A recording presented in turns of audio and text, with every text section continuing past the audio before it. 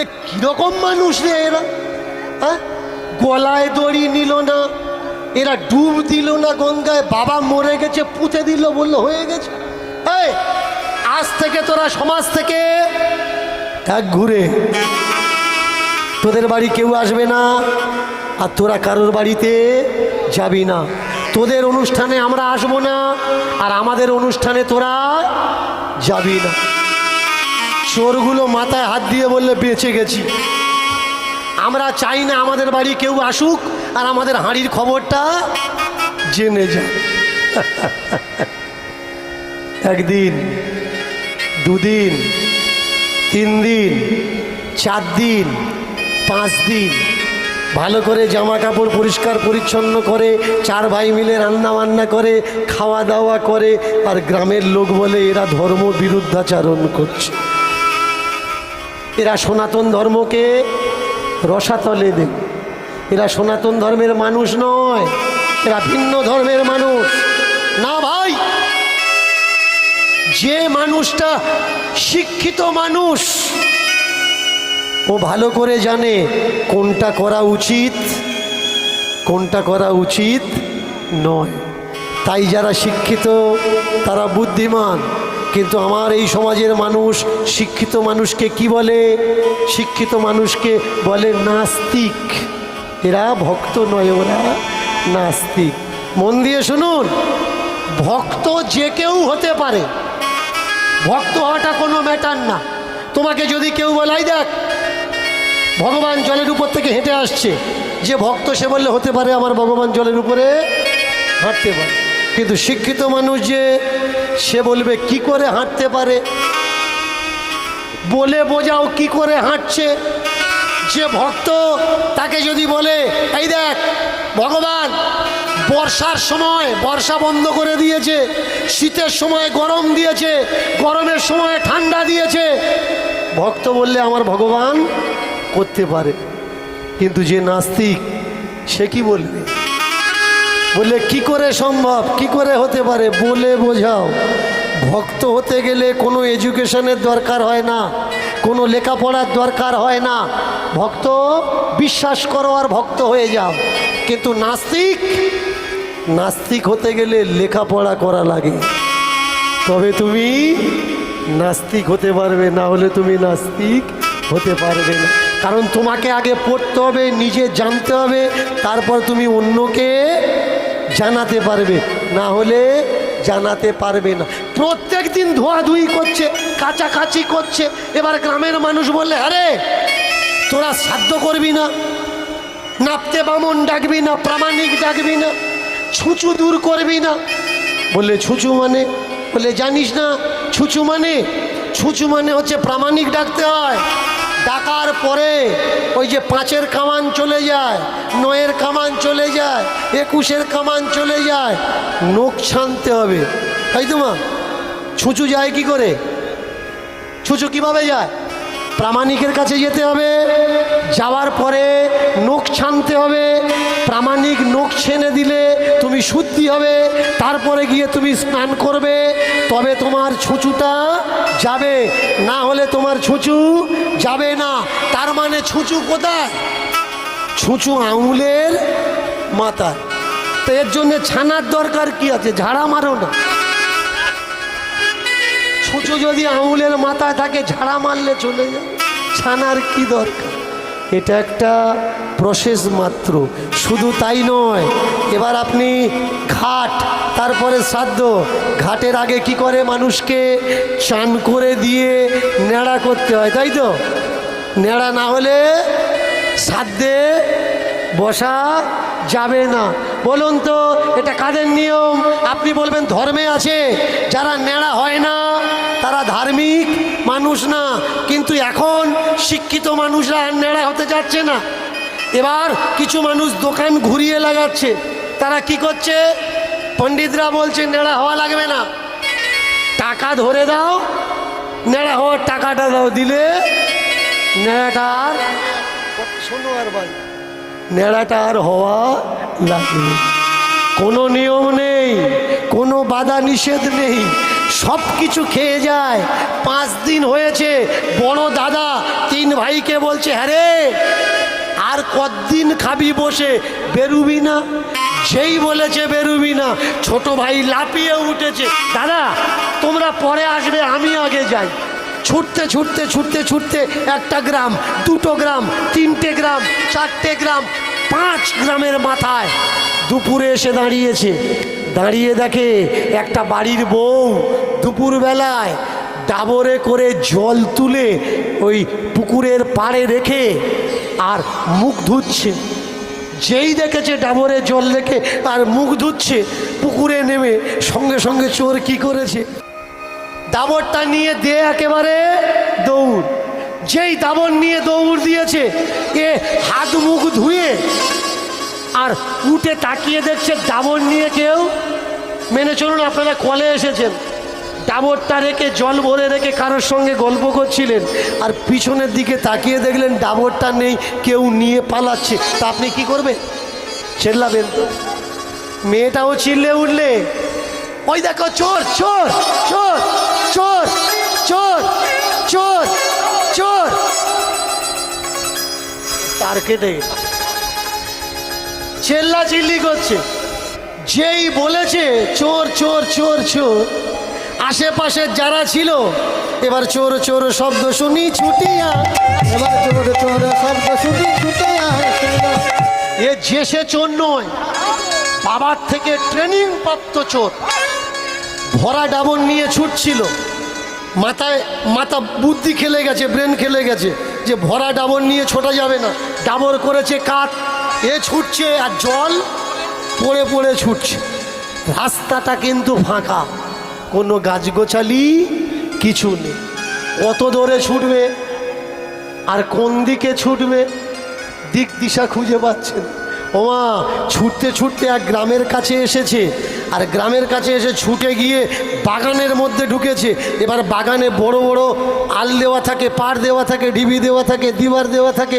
ওই দিবারে উঠে যেই লাফ মেরেছে, পড়বে তো পড়বে, কেউ বেলগাছের ডাল ছোট ছোট করে কেটে ওই পাশে রেখেছিল, আর লাফিয়ে পড়বে তো পড়বে বেল কাঁটার উপর একেবারে ডান পাগিয়ে, আর বড় একটা বেল কাঁটা একেবারে পার এপার থেকে ওপারে ঢুকে, এক হাতে ডাবর আর এক হাতে 1 পা উঁচু করে, কারণ ফুটেছে ও বাঁচবে, আর যারা পিছনে ছুটে আসছে এরা যদি ধরে এ বাঁচবে।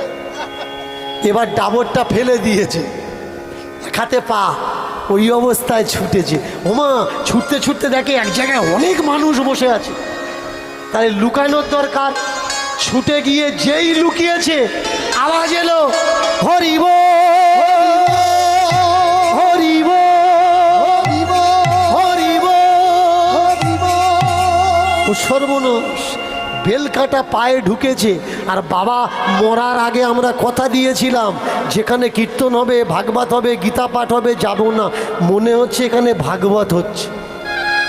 বাবাকে কথা দিয়েছিলাম ভাগবত শুনবো না। পায়ে কাঁটা ফুটে রক্ত বেরোচ্ছে। চোর কি করেছে, 2টো কানে হাত ঢুকিয়ে দিয়ে ভিড়ের মধ্যে বসে পড়েছে।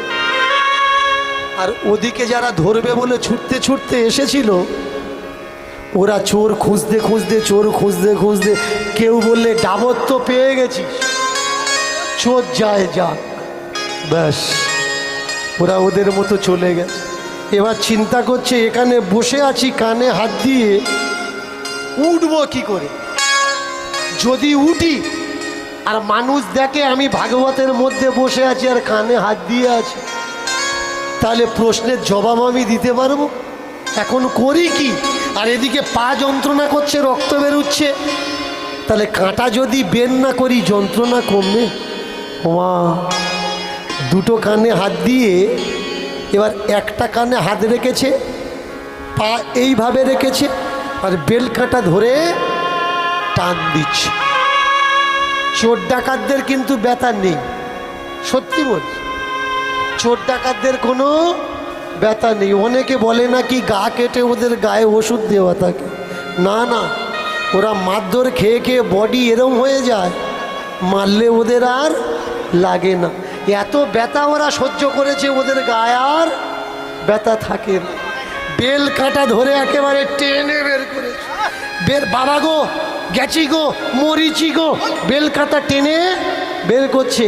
আর ওদিকে যিনি ভাগবত পাঠ করছেন বেদির উপরে বসে মায়েদের বলছে, মাগো শোনো, তোমাদের বলি ভগবান কে? কে ভগবান? মায়েরা জোর করে আওয়াজ করে উঠে বললে, কৃষ্ণ ভগবান। ব্রহ্ম সংহিতা, এটা আমার মুখের কথা নয়, ব্রহ্ম সংহিতার কথা। ঈশ্বর পরম কৃষ্ণ সচ্চিদানন্দ বিগ্রহ। ঈশ্বরকে, ঈশ্বরই হলো পরম কৃষ্ণ, কৃষ্ণই হলো ঈশ্বর, ঈশ্বরই হলো কৃষ্ণ, কৃষ্ণই হচ্ছেন সর্বেসর্বা। কিন্তু চমৎকার কোন জায়গায় জানেন? আমরা যে এত পূজার্চনা করছি, সেই পূজার্চনার প্রারম্ভ থেকে সমাপ্তি পর্যন্ত ভগবানের নামে কোনো মন্ত্র নেই। চমৎকার দেখুন, প্রারম্ভ শুরু থেকে সমাপ্তি পর্যন্ত ভগবানের নামে কোনো মন্ত্র নেই। যদি বিশ্বাস না হয় দেখুন, আপনারা পূজা অর্চনা করেন, আপনারা নৈবেদ্য সাজিয়ে দেন, আপনারা সৎকর্ম আচারকর্ম করেন, যখন ঠাকুর ঘরে বসেন প্রথমে হাতে করে জল নিতে হয়। পণ্ডিতজি আপনাদের বলে কি, এই আঙুলটা জলে বোড়াও, বড়িয়ে মুখে ছিটা দাও। কি ছিটা দেবে? এইভাবে ছিটে দাও আর বলো, নম শ্রী বিষ্ণু, নম শ্রী বিষ্ণু, নম শ্রী বিষ্ণু। এটা পূজার প্রথম আরম্ভ, তাই তো? এইবারে আপনি কি করছেন? জলটা মুখে ছটা দিলেন, ফেলে দিলেন, আবার জল নিলেন, হাতটা ধুয়ে ফেললেন। ধুয়ে ফেলার পরে এবার করজোড় করলেন, দেহ শুদ্ধি করছেন। কিভাবে? এবার বললে, বলো ওম অপবিত্র পবিত্র বা সর্ববস্থান গত পিবা যৎস্বরে পুণ্ডরী কক্ষ ভন্তরহ শুচি পাপহং পাপ কর্মহং পাপ আত্মা পাপ সম্ভব ত্রাহিমাং পুণ্ডরী কক্ষ সর্ব পাপ হর হরি। তাহলে প্রথমে কি হলো? বিষ্ণু। আর দ্বিতীয়বারে কে হলো? হর হরি। কৃষ্ণ কিন্তু এখনো আসেনি। এইবার হলো কি? এইবার আপনি গঙ্গা জল শুদ্ধি করছেন। ও গঙ্গে চা যমুনাশ্চৈব গোদাবরী সরস্বতী নর্মদে সিন্ধু কাবেরী জলহস্তানি সন্নিধিং কুরু কুরুক্ষেত্রে গয়া প্রভাস চৈব পুষ্করাণি চ ধর্মাণি তীর্থানি ভবন্তি হো পূজা কালে। একবারও কিন্তু কৃষ্ণ এখনো আসেনি। এরপর আপনি ফুল শুদ্ধি করছেন।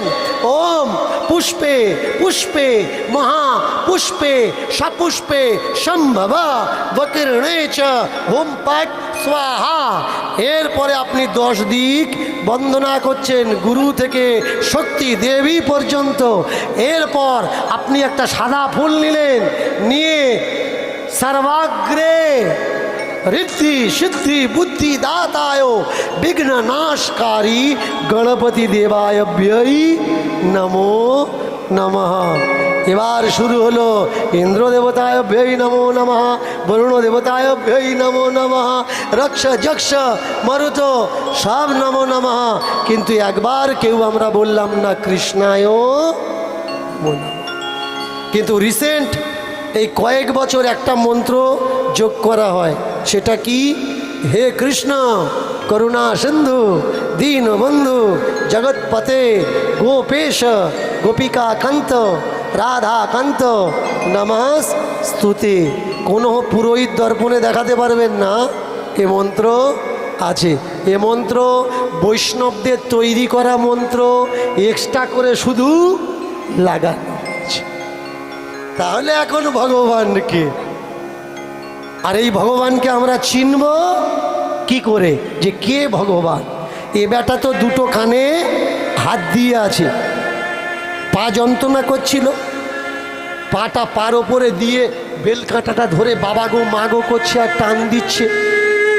আর ওদিকে ব্যাসাসনে বসে যে মহারাজ পাঠ করছিলেন মায়েদের বলছে, মায়েরা শোনো, ভগবান চিনবে কি করে, ভগবান চেনার উপায়। আমরা যে সারা জীবন ভগবান ভগবান করছি, ভগবান যদি সত্যিই কখনো আমাদের সামনে আসে আমরা চিনতে পারবো? তাই শুনে নাও কি করে ভগবান চিনবে। সব মায়েরা তাকিয়ে আছে পাঠকের মুখের দিকে। পাঠক বলছে, মন দিয়ে শোনো। আর এ বেটা তখন কাঁটা বের করছে, এক হাতে কান আর এক হাত দিয়ে টান দিয়ে কাঁটাটা বের করছে। বলে, ভগবান যত গরম হোক না কেন, যত প্রদীপের আগুন দিয়ে আরতি করো না কেন, ভগবানের কখনো ঘাম হয় না। শুনে নাও মায়েরা, ভগবান চিনবে কি করে? ভগবানের কখনো ঘাম হয় না। জানারা জানারা কীর্তনিয়াদেরকে ভগবান বলে মনে করেন। আমরা তো গরম সহ্য করতে পারি না, পাকা চতুর্দিকে লাগিয়ে রেখেছি। মানে আমাদের ঘাম হয়, তার মানে কীর্তনিয়ারা ভগবান। চমৎকার কোথায়, রাম কথা কৃষ্ণ কথা করছি, কিন্তু পাশ থেকে হাওয়াটা চলছে, কারণ গরম আমরা সহ্য করতে পারছি না। ওই আমরা বলছি, জানো রামের কত কষ্ট ছিল, 14 বছর যখন মনে মনে ঘুরেছে, রাম কষ্ট করেছে, তাই বলে আমি কষ্ট করব? আমার বেলা পাখাগুলো কিন্তু বসানো আছে, রাম কষ্ট করে। তার মানে এরা ভগবান নয়। প্রথম, ভগবানের কখনো ঘাম গায়ে ঘাম হয় না। এবার ভগবানের গলায় যে মালাটা থাকে, এটা কিসের মালা মা? ভগবানের গলায় যে মালা থাকে এটা কিসের মালা? বৈজয়ন্তীর মালা। ভগবান যত নাচুক না কেন, যত লাফালাফি করুক না কেন, ভগবানের গলার মালা কখনো দোলে না। তাহলে 1 নাম্বার কি হলো? ভগবানের গায়ে ঘাম হয় না। 2 নাম্বার, ভগবান যত লাফালাফি করুক ভগবানের গলার মালা দুলবে না। ভগবান দুলবে কিন্তু মালাটা দুলবে না। 3 নাম্বার, শেষ বার্তাটা মন দিয়ে শোনো। আলোর যেদিকে ভগবান দাঁড়াক বা সূর্যের যে দিশায় ভগবান দাঁড়াক, চন্দ্রের যে দিশায় ভগবান দাঁড়াক, ভগবানের ছায়া কখনো মাটিতে পড়ে না। কোনো ঘরের দেয়ালে, গাছের দেয়ালে, গাছের গায়ে আমরা এই দাঁড়াচ্ছি, এদিকে একটা ছায়া পড়ছে, কিন্তু এখানে যদি সত্যি ভগবান দাঁড়াতেন ভগবানের ছায়া পড়ত না। 3টে উপদেশ ভাগবত পাঠক দিলেন, আর সঙ্গে সঙ্গে কাঁটাটা টেনে বের করে আর কানে হাত ঢুকিয়ে দিচ্ছে। শেষ বার্তা মন দিয়ে শোনো। জীবনে যত অপকর্ম করো, যদি কখনো মন প্রাণ দিয়ে ভাগবত আস্বাদন করো, ভাগবত আস্বাদন করলে তুমি যাই খুশি করো তোমার মুক্তি অনিবার্য। মা কাঁটাটা তাড়াতাড়ি করে টেনে বের করে ফেলে দিয়ে 2টো কানে আঙুল 2টো ঢুকিয়ে দিয়ে বসে আছে। চুরি করেছে, ধরাও পড়েছে, ভাগবতের আসরে এসছে, বাবাকে কথা দিয়েছিল জীবনে সাধু সঙ্গ করবে না, কীর্তন শুনবে না, ভাগবত শুনবে না। আজকের ভাগবতের আসরে ঢুকেও গেছে, ভাগবত শুনেও ফেলেছে। 4টে জিনিস শুনেছে। সাধু সঙ্গ করতে হবে, করলে সব পাপ নষ্ট হয়ে যাবে, আর ভগবান চেনার 3টে উপায়। মনটা বড় খারাপ। বাড়িতে যদি যাই, দিনের বেলা চুরি করেছি, ওরা ছুটে এসছে, যদি ধরা পড়ি, ব্যাস বাড়িতে না গিয়ে চলে যাচ্ছে বনের দিকে, জঙ্গলের দিকে। জঙ্গলের দিকে যত ভিতরে ঢুকে যাচ্ছে, আস্তে আস্তে বিকাল, বিকাল থেকে সন্ধ্যা, সন্ধ্যা থেকে রাত্রিকাল। ওমা গাছতলায় গিয়ে বসেছে। সারাদিন কিছু খাওয়া নেই, খালি পেটে বসে থাকতে থাকতে ঘুম এসছে। ঘুম যখন হয়েছে, নিশাভোগ রাত, দূর থেকে আওয়াজ আসছে, হরি ওম হরি ওম হরি ওম হরি ওম। চোর ভাবছে কে রে বাবা? আমি মনে মনে করছি আমি একা পালিয়ে লুকানোর জন্য জঙ্গলে চলে এসছি, আমার মতো আরও কেউ এসছে পালিয়ে চলে এসছে। খুঁজতে খুঁজতে তার কাছে গিয়ে জিজ্ঞাসা করছে, হ্যাঁ গো কে তুমি? আর চোখ বন্ধ করে হরিওম হরিওম হরিওম করছো কেন? বললে আমি সাধু, আমি সাধু। তুমি সাধু?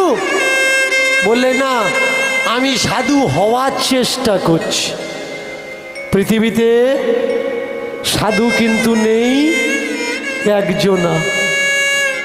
সাধুকে সাধু সেজো না, সাধু সেজো না, সাধু সেজো না। সেজন বিনে সাধু নেই পৃথিবীতে একজন। সাধুকে যারা মনে করে তিলক নিলে সাধু হয়, না ভাই, তিলক মাটি তো বাজারে কিনতে পাওয়া যায়। যারা মনে করে চৈতন্য টিকি রাখলে সাধু হয়, ও তো 1 টাকা দামের একটা ব্লেড কিনে নাও, 2 টাকা দামের ব্লেড কিনে নাও, 2-3 বছর চুল বড় করো, তারপরে চান করো, মাথা ভিজিয়ে সব ফেলে দাও আর পিছনে গোটা কত রেখে দাও। ও 2 টাকা দিলে চৈতন্য রাখা যায়। যারা মনে করে মালা নিলে সাধু হয়, মালা তো 20-30 টাকা বাজারে দোকানেও পাওয়া যায়। সাধু ওপর থেকে সাজলে হয় না, সাধু ভিতর থেকে হতে হয়। আর সাধু হওয়ার জন্যে মায়েরা মন দিয়ে শুনবেন, মালার কোনো দরকার নেই। তবে মালা নেয় কেন? মালা দেয়, আর মালা দেয় সত্যি কথাটা বলে মালা কেউ দেয় না। মালাটা কি বলে দিচ্ছে? বলছে মালা নিলে নাকি সাপে কামড়ায় না। এটা আমার মুখের কথা নয়, যারা দিচ্ছে ওরা বলে দেয় মালা নিলে সাপে কামড়ায় না, মালা নিলে মাথায় বাজ পড়বে না, মালা নিলে নাকি নদীতে কুমিরে খাবেন। এবার বলুন, যারা নদীতে মাছ ধরতে যায় ওরা বিনা মালায় যাবে? কুমিরে যদি খায়, নে গলায় একটা দে। যারা মাঠে কাজ করে বর্ষার সময়, শুনেছে মালা নিলে নাকি মাথায় বাজ পড়বে না, তো এরা কি করবে?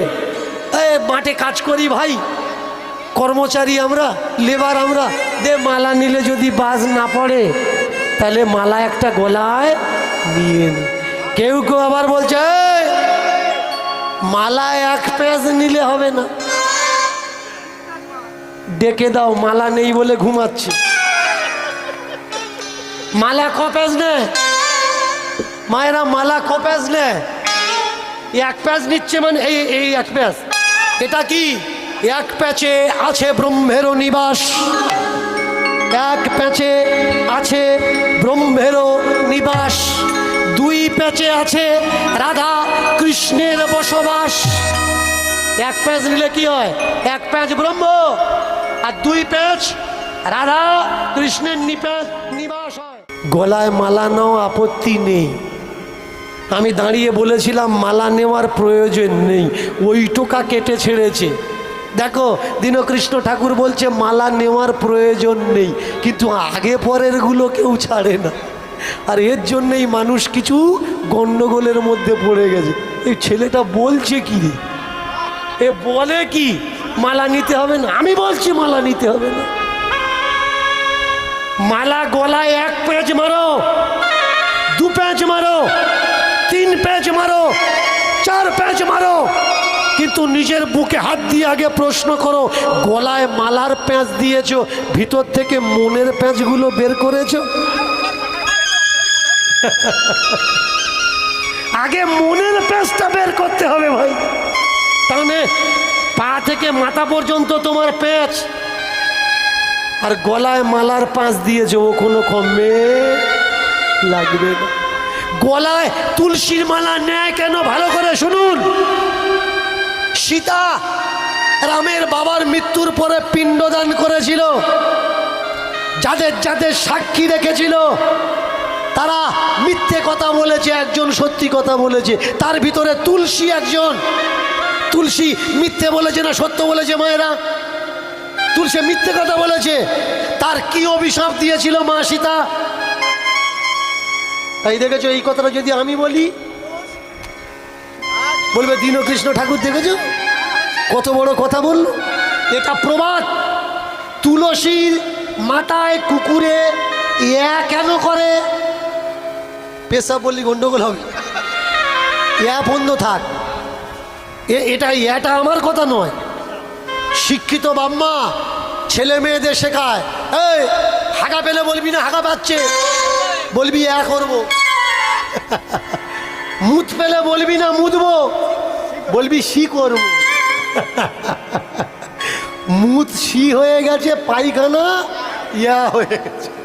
বুঝ করতে করতে আজকের কোন জায়গায় এসে দাঁড়িয়েছি। কুকুরে কেন? মিথ্যে বলেছে তাই। গলায় আমরা তুলসীর মালা কেন নেব? গলায় তুলসীর মালা রাখলে তুলসী আমাদের বারবার মনে করিয়ে দেবে যে দেখ আমি মিথ্যে কথা বলেছি বলে কুকুরে আমার মাথায়